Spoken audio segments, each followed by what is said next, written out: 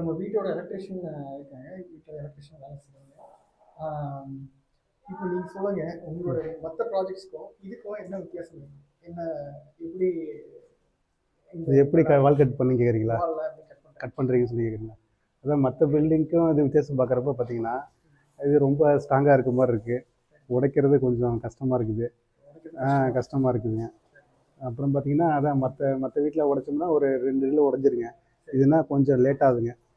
ஒரு கட்டிங் போட்டு அதை உடைக்கிறதுக்கு ரொம்ப லேட் ஆகுதுங்க கொஞ்சம். ஆமாங்க. ஒரு நாளைக்கு வந்து பார்த்தீங்கன்னா, ஒரு பில்டிங் ஃபுல்லாக உடைக்கிறோம்னா இது 1.5 நாள் ஆயிடுதுங்க. அது ரொம்ப வித்தியாசம் தெரியுது வந்துட்டு.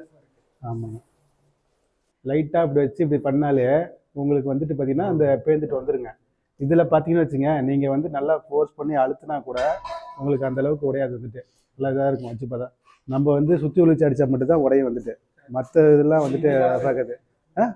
அந்த காரணம் எல்லா காரணம் பக்காவாக இருக்குங்க எல்லாத்துட்டு. வேறு தட்டி விட பாருங்கள் உடையாது வந்துட்டு.